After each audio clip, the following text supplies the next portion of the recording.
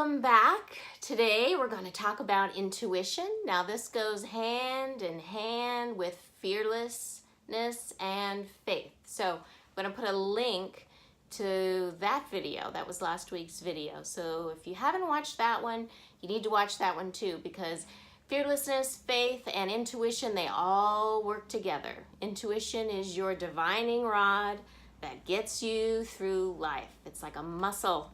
You got to develop that muscle memory in your brain, muscles in your body. It's the same kind of thing. You got to develop and work that muscle. And once it's strong, it is strong. It'll keep you on the straight and narrow. If it says go right, you go right. If it says go left, and you do that regardless of what anybody else is telling you to do.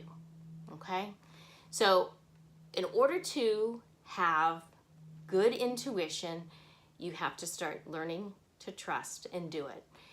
Meditation is probably the best way to do this, but I don't want to get all, new agey on you. You don't have to sit in a room for an hour and cross your legs and do all that thing.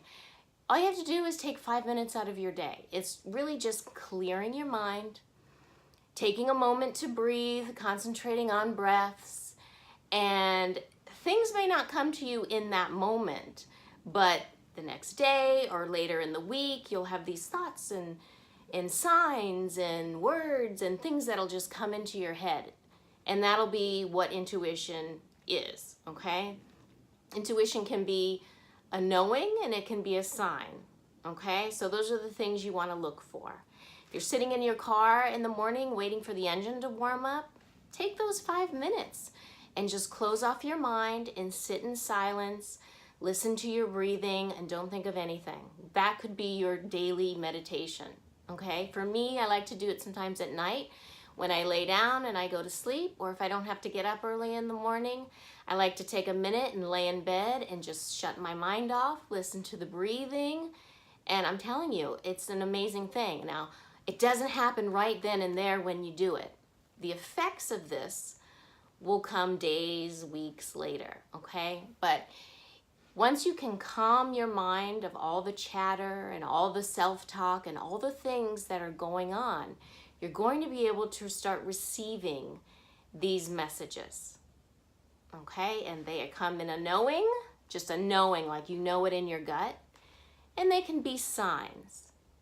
Now, the other thing I want to remind you and caution you of, some people in this crazy world need a brick to fall on their head for them to go, maybe this is a sign I need to slow down.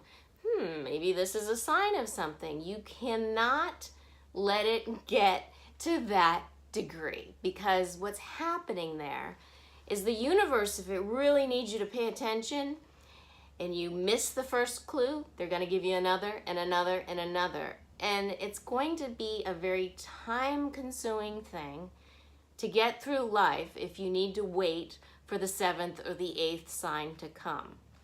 So do not dismiss any signs. It could be a coincidence, it could be a word that you keep hearing, or a place you keep hearing about, or a person you keep hearing about, or something you see on TV, or it can be anything. But it's a knowing deep in your gut, deep in your soul, or the simplest of signs. Okay? Don't wait for the house to burn down or a brick to fall on your head. Let's get that clear.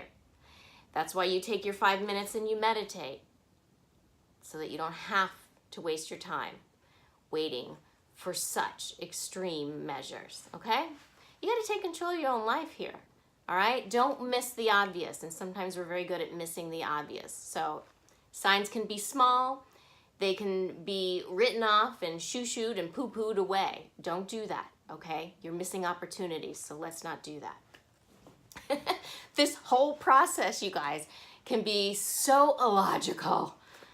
People are gonna say, what are you doing? That makes no sense.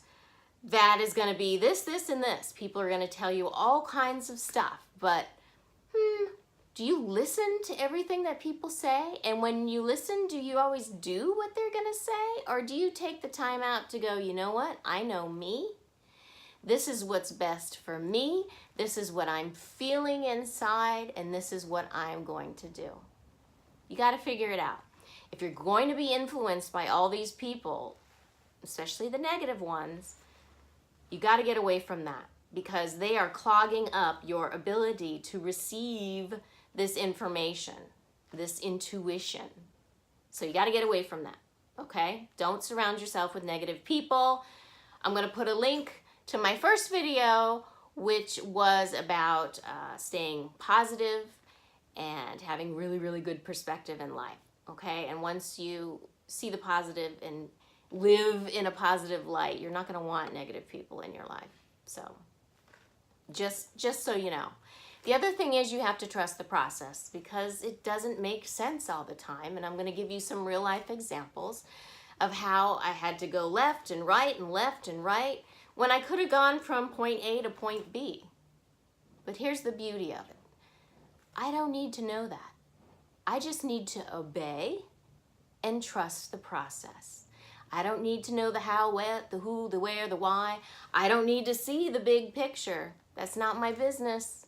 My business is just to obey and to follow my intuition.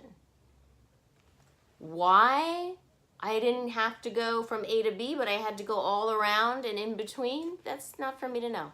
It's not my business, okay? So don't make a mountain out of a molehill. Just obey and do. You gotta have faith. You gotta trust the process, okay? Fearlessness. That's what fearlessness is. You gotta have faith, trust the process. So I'm a child of the 70s, so I watch a lot of TV, and I'm sorry I throw a lot of Oprah out there sometimes at you, but if you watch The Real Housewives of Atlanta, you know Kim Zolciak Biermann is kind of a real positive person. I mean, I know on the show she gets in these fights and these catty things, but she has this one thing that I really, really love that she says: ask, believe, and receive. And I think when we're talking about intuition, those are some really, really important things to keep in mind. You ask for what you want, okay? You gotta kind of really narrow it down. You don't really know sometimes in general what you want to do, but at other times you need to, sorry. That's too bad. Okay, so Kim Zolciak Biermann, okay? She says, ask, believe, and receive. So in other words, she's going to say, this is what I want. She's going to believe it's going to happen, and she's going to stay open. This is the receive part. This is the most important part. This is the intuition part. Imagine someone trying to communicate with you that you cannot see and cannot speak. So how are they going to do that? They're going to send you signs, and that's why it's important to open your mind so you are a nice receptor of energy and signs. Okay? So when I first came to California, I talked a little bit on the Faith Over Fear video of how that journey kind of got started, but I didn't talk about how it really, really began. Now, I was working in a restaurant in Florida, and this is after college, and I had tried a few jobs and things and wasn't really feeling it. And unfortunately, I was not one of those people who grew up going, I'm going to be a nurse, I'm going to be a lawyer, I'm going to be a doctor. I never had any of those inklings. I had no idea what I was going to do in my life. And as a young person, that's really discouraging because you feel a little lost in the world. That's not always a great place to be, okay?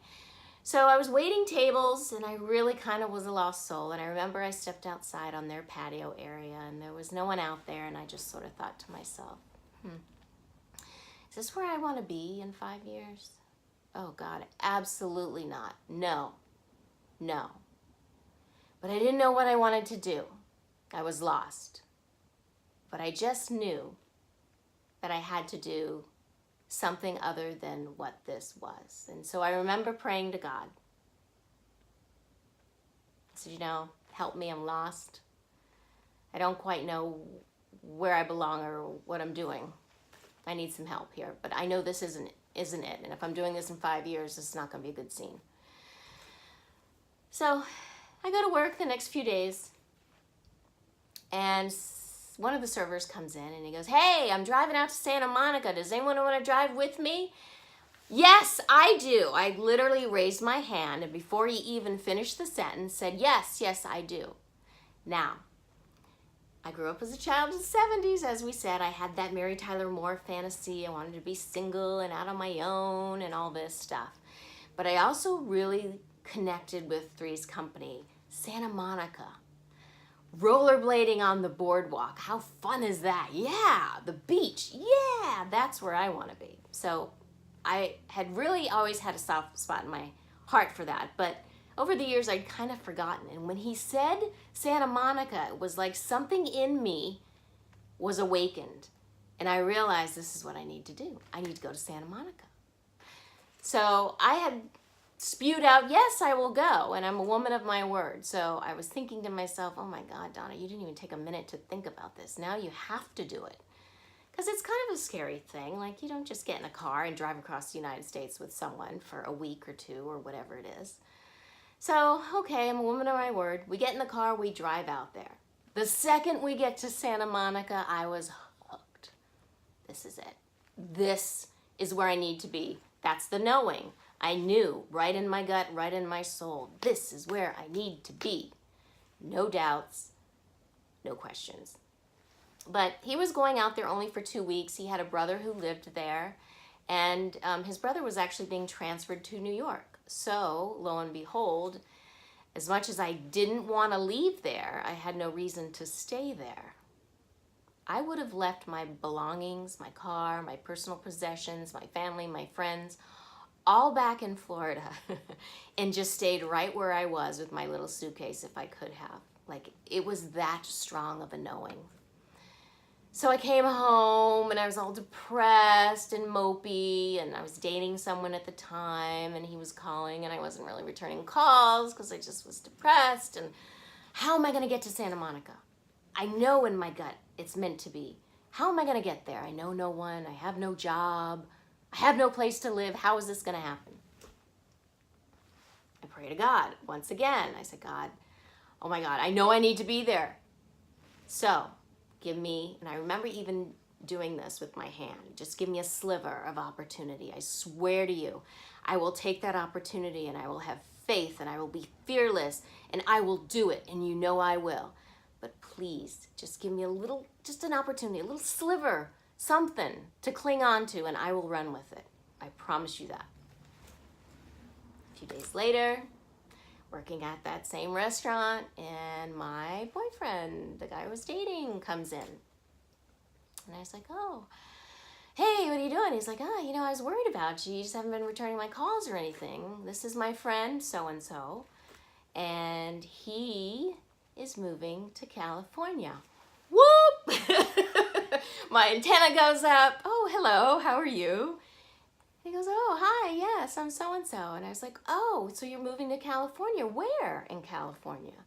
He goes, "Oh, Orange County. My business is relocating me to open a new warehouse out in Orange County." "Oh, okay. Well, Santa Monica isn't exactly Orange County. It's a little bit of a drive if you don't know California. But it's still California." And I was like, "Okay. Well," and he goes, "So you want to go to Santa Monica, huh?" And I said, yeah, I want to move out there." And he goes, "Well, and it was one of those random things that you say to people that you don't think they're ever going to take you up on. He goes, "Well, if you need a job, I'll hire you. You can work for me." And I was like, "Okay, then." I got his phone number, went into the kitchen, told my friends, "I just got an opportunity for a job. I'm going to California. 30-day notice for your apartment." That day, I put in my 30-day notice. Pretty ballsy, huh? And in 2 weeks, I put in my 2-week notice for both of the jobs that I had at the time. So I call him at the 2-week mark. I said, "Hey, it's Donna. I just want you to know I'll be out there on such and such a date." And he goes, "Oh, you're serious about that?" And I said, "Oh, yeah." Put in my notice at my jobs. I, got out of my lease. I'm coming. He goes, "Well, okay, but I just have to say, you know, I know you want to be in Santa Monica, and I don't want to train you and hire you and do all that knowing you're going to leave. So you can stay with me if you need a place to stay, but I can't hire you. I hope you understand. I'm like, yeah, of course I understand. I totally get that. So lo and behold, I make my way out there. And once I get to his actual apartment, he left a key for me at the leasing office. I'm starting to freak out. I don't even remember what this guy looks like. So I'm in his apartment and I'm looking at the picture frames and trying to envision what he looks like, and could barely remember anything about him really, because it was such a quick chance meeting. And then I started to get nervous. This is a 1-bedroom apartment. Where am I gonna sleep? Like, I know I'm not a roommate, but what if he wants me to sleep in the bed? Like, what if he tries to manhandle me? Like, this isn't a good situation. I don't even know this guy. I'm out here, I'm all alone. I have no one to call if something should happen. And I started to kind of panic a little bit. And then I was thinking, well, should I bring my stuff in from the car? Should I not? Do I stand? Do I make myself comfortable? Do I sit on the sofa? Like, I was starting to really reel. And then I heard him coming up the stairs. I was like, oh my God, here he comes. Donna, calm down. Just be yourself. When he comes in the door, say, hey, honey, I'm home, because that's a total Donna thing that I would say. A little levity, a little jokey, you know, kind of thing. It's going to go over great.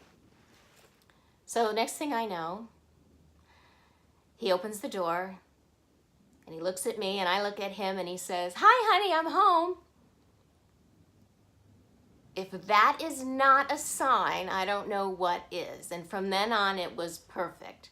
There were a few bumps in the road. He also informed me that the next day after he met me, he was at the bank closing his account, fell in love with one of the girls that works there, asked her on a date, didn't think anything of it, fell madly in love, asked her to move to California to live with him. She was quitting her job and selling her home to do so, and she'll be there in 2 weeks. Luckily for me, she's a totally awesome girl, and we had a lot of fun there, but the moral of the story is they were starting a relationship and I couldn't be around because that wasn't going to work for them. They're trying to get to know each other, and here I am sleeping on the floor and hanging out. So luckily, they always found me a friend of a friend or an employee who had an empty room, or I always had a floor to sleep on and a roof over my head. And nothing, you know, no one tried to make any moves on me or anything. Very, very blessed. I owe them everything, and they are my angels. I thank them so much, and I love them. And they did get married and have 2 kids, by the way. Anyway, so I'm thinking, I got to get a job. I got to get a job. I went down to the corner. There was a shopping plaza. They had a tanning salon. I'm a big tanner. I'm like, yeah, I'm in. So I sign up, and I'm working part-time, which is great. But it's part-time at a tanning salon. You're not making much money. Not enough to save for an apartment anyway. Every day that I wasn't at that salon, or I had the afternoons off, I would go out to Santa Monica and I would go to every bar and every restaurant and every club and put in an application. And this went on for weeks. No one was calling me back. No one was giving me any feedback. And I remember one time walking down the Santa Monica Promenade, the very last interview that I did there, and I was just laughing hysterically.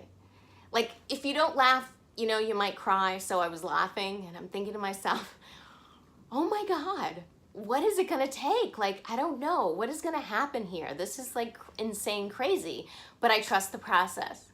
I believe. I am fearless. And God, I know you have a reason for all this. I don't get it. I don't understand it, but I'm gonna do what I'm supposed to do. I'm gonna listen to my intuition, and I'm going to keep charging ahead. But maybe, just maybe, you're trying to tell me that Santa Monica is not where I need to be looking for a job.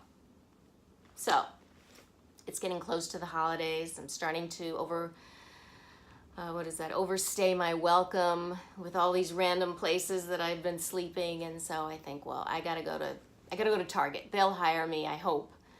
They're hiring, I'm sure, for the holidays, and it shouldn't be a big deal. So I don't want to do it. I don't want to do it, but I will.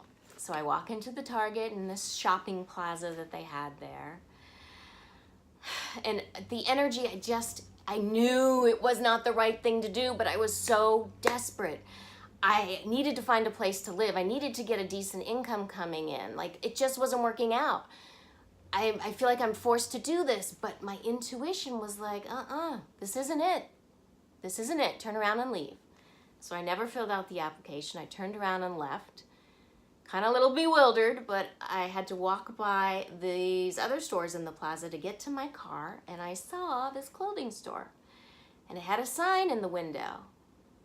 Now hiring. Oh, excellent. So I go in. I'm thinking, well, it's another part-time job, I'm sure, but maybe with the two, I can save up enough money, at least get my own apartment here in Orange County. It's not a horrible idea. It's not the plan, but okay, whatever. So I go in and I go to the register and I said, hi, I'd like to fill out an application, please. I see that you're hiring. She goes, yes, for sales associate or management. Oh, well, management, please, of course. To my benefit, I did actually do some retail management. So I knew what I was getting into, and I felt pretty confident that I was going to get the job, because how could I not? It was serendipitous that I happened to walk by that store at my darkest hour. Lo and behold, I get the interview. It's with the regional manager, and she was talking to me about it, and I said, you know, I noticed you have a store in Santa Monica, which I had noticed in all my time that I spent going around to all those restaurants and clubs. And I said, do they happen to be hiring for management as well? And she goes, oh, yes. Would you like me to submit you for that? And I said, oh, yes, please. So they hired me, and I got the management job at the Santa Monica store. So now I finally had my job in Santa Monica. Woohoo! Now I had to find a place to live, because now this was a substantial job. So I'd have a substantial income coming in, and I can afford to now actually do an active search in Santa Monica for an apartment. So, you know, I was spending some time at this guy's apartment, who was, when I came out to Santa Monica the first time, he was a friend of the brother and the other, and anyway, we were all, him and another guy, gonna get an apartment together, but let me tell you, California's filled with flaky people, and it all fell through, so I was sleeping on the floor of his bedroom. He had roommates, so it was a really uncomfortable situation. Bless his heart for allowing me to do that. But after 2 weeks, he was like, I'm sorry, Friday night's got to be your last night, because, you know, it's just a little awkward. And I'm like, yes, I totally understand. I get it. Not a big deal. But I'm thinking to myself, I don't have a place to live come Saturday. What am I going to do? But I had faith. I trusted the process. I was listening to my intuition. And I got a phone call. Hey, this is so-and-so, we'd love for you to join us. Can you move in on Saturday? So I had a place on Saturday. Now, the story goes on and on and on. Here's where it gets interesting. So I'm in this apartment for 2 weeks, and I'm really hating this job that I have at the retail store. I just wasn't getting it. I don't know what it was. I couldn't figure out the register. I was ringing things up wrong. The employees were really bitter toward me because they wanted to promote from within. They didn't like that they brought someone from the outside in, and it just wasn't a good fit, and I could feel it right here. I just knew. I knew in my gut this was not where I needed to be. I didn't have any jobs lined up, but I just knew, hey, my intuition was so sharp at this point. I was like, yep, I don't need to be here for whatever reason. I needed to be here before, but I can feel right now it's just not working out anymore, and I need to go. So the afternoon manager comes in, I hand her my keys, and I said, I'm sorry, but I'm gonna leave. I quit, and I walked out. Go to my apartment that I've only had for 2 weeks now. I don't say a word to my roommate. I go upstairs. We had some neighbors upstairs that I had become friendly with, and I said, hey, you know, there's this restaurant. I don't know, it's a cantina in Marina del Rey, and I don't know when I've been there before, but it's been on my mind. I just quit my job, and I think I need to go there and just check it out. And he goes, okay. So we go there, and we sit down, and we have a drink in the cocktail lounge, and the cocktail server comes over, and she brings us our drinks, and I said, you know, I was wondering if you were hiring here for cocktail server. And she goes, actually, I'm the head cocktail server, and yes, we are hiring, and I think you'd fit in well here. Show up tomorrow morning at 10 a.m. and speak to so-and-so and have your interview. And I was like, okay, great. I showed up at 10 a.m., I got the job, and started working that night. Within 24 hours, I had already had another job. And this job was the job of all jobs because I met all my best friends there, my closest friends, contacts. I had so much fun working there. It was like a family of displaced Northerners all in of itself. It was a great place to be. It's also the place where I met a customer who helped me get all my extra work. I got my SAG card through working with him. It was the most beautiful, wonderful experience. And I never would have found it if I hadn't listened to my intuition. Now, God could have just said, hey, Donna, go to this restaurant in the marina. That's where you need to be. But for whatever reason, he wanted to help me develop my faith and develop my trust by going from point A to B to C to D to D to D to D to finally find that one place that I knew in my soul was going to be the right fit, and it was. And I am so glad that it worked out the way that it did, because it is probably my most favorite memories of all my time, really, in California. So, folks, intuition, fine-tune that sucker. It will help you get through life like you've never, ever imagined before. And it's not logical. Remember, you can't think logically. This is your gut. It doesn't make sense, but you have to follow it. You have to obey it. Don't ask questions, just do it. I hope this helps you. I really do. I'm going to put some links for the Faith Over Fear video and the intuition video, because I think you need to kind of, all of these sort of work together, and it kind of helps if you have all the information. Please subscribe. There's a little button down there. It's a red button. Just press it, click on it. That is a great way for me to navigate, you know, who's doing what, who's watching what, and what's going to be working for this channel. Thank you so much for your love. I do appreciate it. Take care and use these tools. I want to see you change your life for the better. Bye.